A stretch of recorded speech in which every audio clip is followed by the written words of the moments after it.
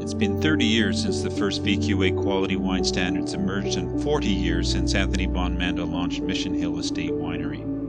During that time, an entire generation has grown up, along with an Okanagan Valley wine industry now ready for the next chapter. We sat with Mission Hill chief winemaker Darryl Brooker to talk about the future of wine and a complete reset of the visitor experience, tailored to a convergence of all that's been learned in the vineyards, the cellar, and their visitors' ever-growing understanding of wine. Well, Darryl, you're going to unroll significant changes here at Mission Hill this summer. They've been a long time coming, but I think that now is the right time for it. Yeah, it absolutely is. I'm really excited. I think it's just a whole way to show Mission Hill in a completely different light. Yeah, so many different experiences that you're going to offer the customer, the consumer. What I like most about them, looking through them initially, is that they're a lot like what I experience. You're really taking the game to the consumer. What's the thinking behind some of these things?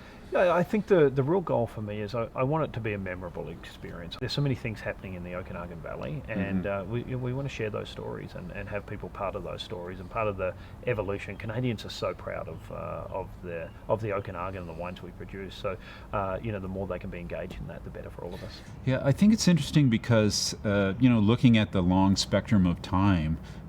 You've been working in the vineyards. You've got a lot of projects going there. You've built wineries and you've hived off wines and built tiers. But really, to tell the story now is I think it's time for everybody to slow down maybe and catch up now with what's going on and to really have an inside look. Absolutely. Well, now there's a story to tell, where there's a history now to the Okanagan that we didn't have before, and there's an evolution in style, in wine, in vineyards, in viticulture, in winemaking. Well, I know you kicked off sort of global. You made a global statement. I don't know how many years it was now, 2 or 3 years ago. You told me, Tony, we're going to go organic. We made the decision about 4 years ago, and then it took us a year to get rolling and to convert all of our vineyards across our entire company to organic. And so it was a big undertaking. It was very challenging, but with the right help and the right commitment and talking to people around the world and how they're doing it.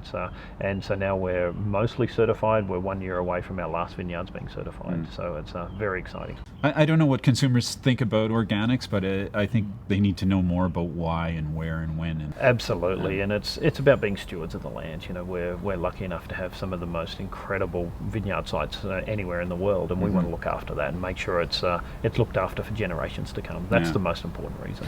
Well, let's talk about the first experience, maybe the broadest one, and it's a great story because it's an experience with your reserve wines that have really transformed themselves. I think since you've been here, you've done a lot of work. Tell us a little bit about how that's going to work for people visiting. When people visit and the first experience a tasting at the tower, and so it's a homage to our bell tower as well. But they start out, they're welcomed obviously with a glass of wine, because you can't come to a winery and not be welcomed with a glass of wine. They have a tour through the vineyard and discuss grape growing and share some stories on organic farming and challenges and the joys of growing grapes. Then it's into watch a short film to explain more about Mission Hill. Yep. And then most important is it's a private sit-down tasting. So everybody's kept in their own private group, whether that's a group of 2, 4, 6, whatever they're traveling in. Then they sit down for a tasting and they walk through the wines. A lot of people say reserve, but you guys have done something pretty interesting over time. Absolutely. Reserve equates to about the top 15% of our wines, and it's really important for us. And reserve showcases the Okanagan Valley. So in reserve we have amazing varietals like, let's take Riesling from the north. We have Sauvignon Blanc, but then we also have we have Cabernet Sauvignon. We have Pinot Noir in reserve. So it's a great tier, a very focused tier, but it really showcases the Okanagan Valley. For instance, we're tasting the Sauvignon Blanc Reserve here, which would be part of that lineup. This has turned out to be quite a project at Mission Hill. You have to be happy with, this was a place where people talked about Chardonnay all the time and maybe Cabernet, or but now Sauvignon Blanc is really taking root. Yeah, and I think I've got the history and my predecessor to thank for that. So John Symes, who was the winemaker that really planted the Sauvignon Blanc vineyards back in the early 90s. And so now we've got good vine age, great intense character, and we've got our own Okanagan style. We're not trying to be anything else but the Okanagan. So this pursuit of place, of location that's been going on for a number of years now, you've developed another whole series of wines that you've built another experience around, and you're going to story tell about single vineyard wines. That's correct. What do we need to know about single vineyard wines, or why is that a story? Yeah, and it's a separate story to Reserve. So Reserve is telling the story of the Okanagan Valley. I guess the single vineyard wines are telling the story of the Okanagan Valley as well, but one place at a time. It's so diverse. We were volcanic rock, formed by volcano, formed by glacial movement. So we've got such diverse sites here with aspect, with elevation, and each site is so unique and so different that the Terroir Series, our single vineyard series, is really about showcasing what's unique about the Okanagan Valley in very, very small, hard to get wines. Yeah.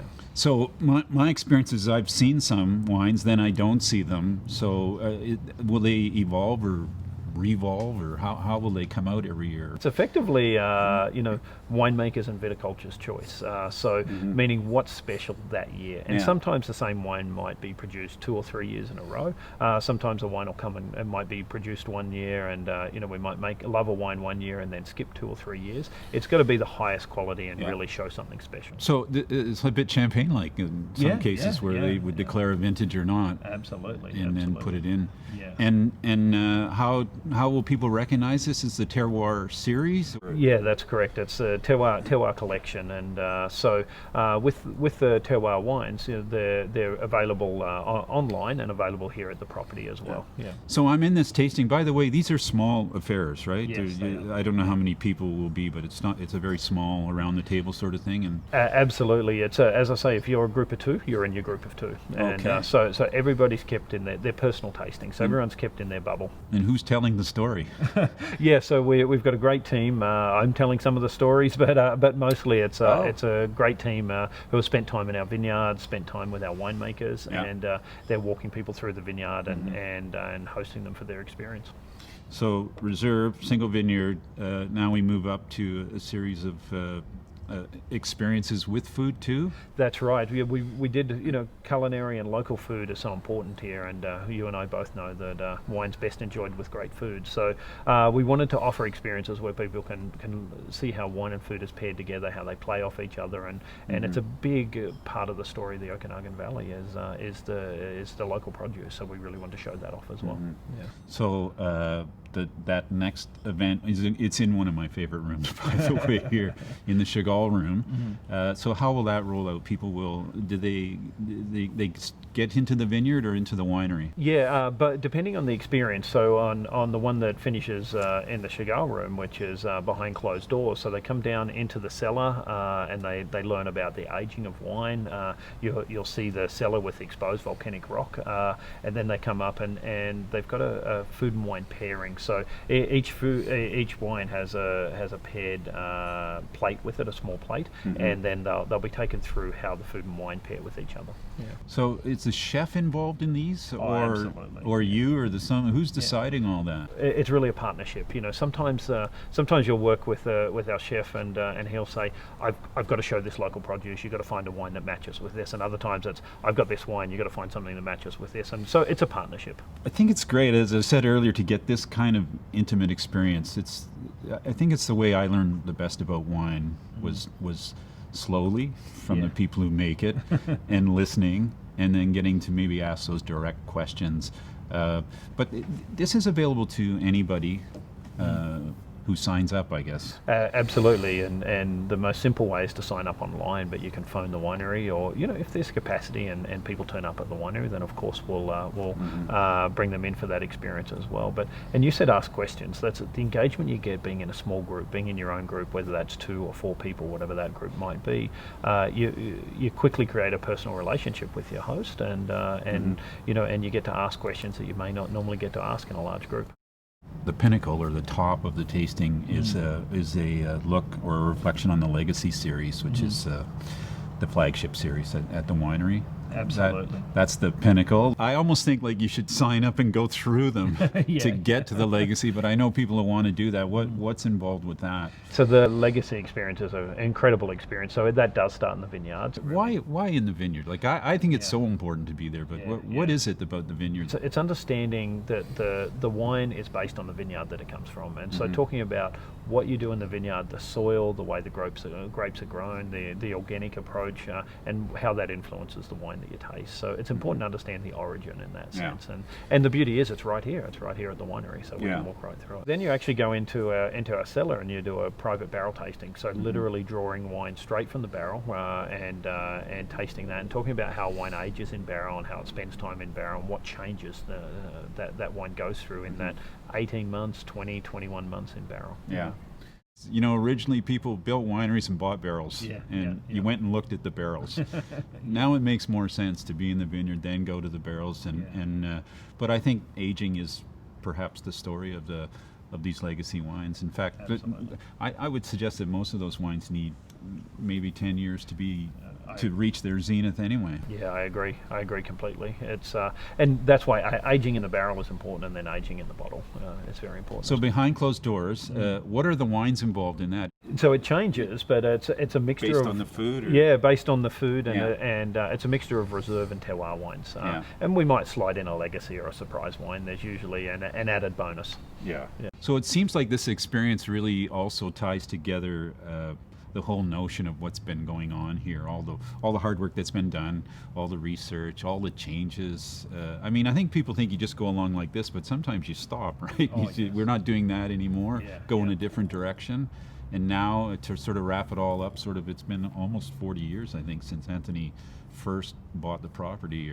That's right. He had a vision that not many people had 40 years ago, and what he thought the Okanagan Valley could be. And a lot of people questioned him and doubted him, and he was right. But it's been a lot of hard work to get there. He made some provocative statements. I know they always tag the Napa thing on him, but I think he was more Eurocentric at the time, and that his thoughts were more about where we're at today, about place, about single vineyards, about all the things that make great wines, and then about the legacy of it. We talk about legacy as a series, but really it's about the people and who will carry on and run the property later. So I think I think just sitting here now with less people coming, more focused tastings, you really can feel, I don't even know if the word is the energy of the place, but you feel the presence of the place in the tastings, and I think it'll make a big difference. People love stories. And that's what it was. It's what it was built for. That was Anthony's vision. It's an escape from life almost to come and enjoy this property the way it's meant to be. Well, thanks for sharing this with us today. Somebody way more famous than me said it looks like it's the end of the beginning. And I think that's appropriate here. And so thank you very much. My pleasure. Thank you.